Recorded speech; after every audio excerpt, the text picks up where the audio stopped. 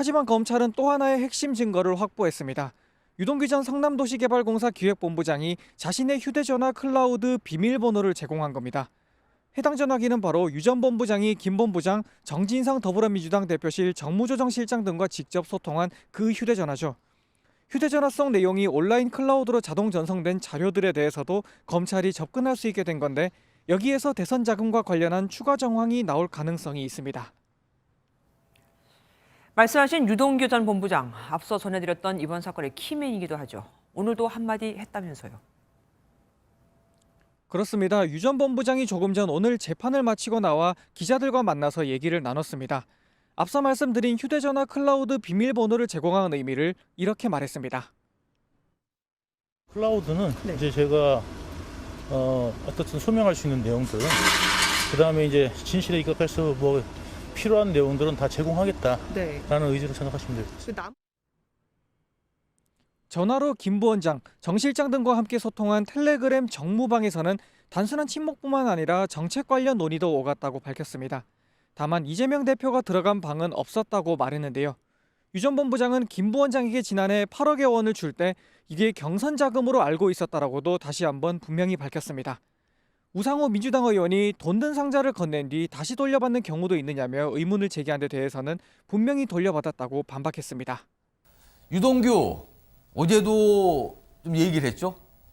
뭐 기자들 만나서요. 버린 폰에 이너서클 대화방이 서너 개다.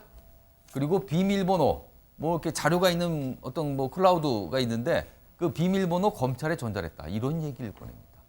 이 이너서클 대화방 이름 중에 하나가 정무방이랍니다. 정무. 정무니까 이게 정치적 업무 이런 뜻이겠네요. 그리고 법조팀 이런 이름의 방도 있답니다. 방이 꽤 된다. 그리고 한 방에는 한 10여 명 정도 대화를 나눈다. 이런 얘기까지 꺼냈네요. 그리고 클라우드 열고 비밀번호 제출. 그리고 흔적 지워도 다 지워지지 않는다. 뭐 이런 입장까지는 했습니다. 굉장히 구체적으로 얘기를 하고 있는 겁니다. 지금 상에서요. 다음 화면으로 요 유동규 씨의 얘기 좀 더 자세히 좀 소개해드리죠. 역시 뭐 같은 내용이요. 이너서클이 모인 텔레그램 대화방 서너 개 있다. 그래서 이름 뭐 정무방 뭐 등등등 있다. 다음 보겠습니다. 그러면서요 이렇게 됩니다.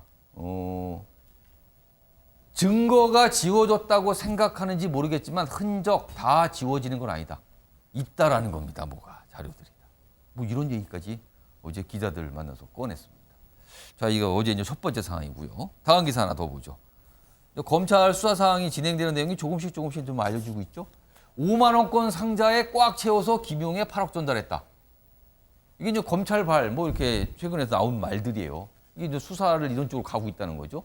혐의 입증에 주력하고 있는데 유동규가 돈 건넬 때 사용한 종이 상자, 돈가방 등을 확보했다. 뭐 이런 얘기가 나옵니다. 그러니까 진술이 있었는데 이제 물증도 나오는 거 아니냐 이런 거죠. 이 기사의 지금 맥락은요.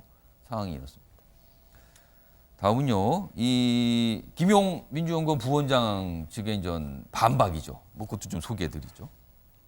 오늘도 이제 언론에 이런 내용도 실려 있습니다. 날조된 혐의로 구속이 됐다. 일단 다 전면 부인하고 있어요. 날조된 거다 지금은. 그리고 검찰이 내 금품 수수 사실로 전제하고 질문을 던지고 있어서 지금 진술 거부하고 있다. 그러니까 이거는 질문의 전제가 잘못됐다. 답을 할 수 없다. 이겁니다. 이런 내용이죠. 그래서 검찰 조사 진술 거부이다. 다음입니다. 그리고요, 돈 받은 적 없다. 일단 이런 얘기 계속 하고 있고요. 근데 어떻게 입증을 하나? 그리고 이재명 대표를 향한 수사, 이 진행되는 과정에서 나는 희생양처럼 구속된 거다. 검찰의 목적은 따로 있다. 뭐 이런 얘기네요, 그러면. 하여튼 맞서고 있습니다, 이렇게. 지금, 그러니까 이게 전선이요. 검찰이 수사를 하고 있고요. 한쪽에 유동규, 한쪽에 김용. 이렇게 되는 셈입니다, 지금. 지금 검찰은 그 연결고리를 찾기 위해서 계속 수사를 벌이고 있는 거죠. 자. 이 수사 상황이요. 뭐 매일같이 뭐 나오고 있습니다. 그래서 이걸 일일이 다 이걸 가지고 토론을 하는 게 과연 어떤 의미가 있을까 싶기도 하고요. 지금 진행 중이거든요. 그때 전해드리도록 하고요. 민주당 대선 후보 경선이 한창이던 지난 2021년 9월 유동규 전 성남도시개발공사 본부장은 검찰로부터 압수수색 당하기 직전 휴대전화를 창밖으로 던졌습니다. 휴대전화에는 유 전 본부장과 정진상 전 실장, 김용전 부원장 등 이재명 더불어민주당 대표 핵심 인사 10여 명이 들어가 있는 정무방이라는 제목의 텔레그램 대화방이 있었습니다. 유 전 본부장은 이 대화방에서 대선 경선 자금과 정책 등에 대한 논의가 오갔다고 밝혔습니다.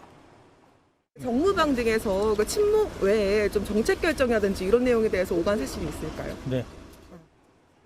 MBN 취재 내용을 종합하면 검찰은 이 대화방에 이재명 대표도 직접 참여해 여러 현안을 상의하는 걸로 의심하고 있습니다.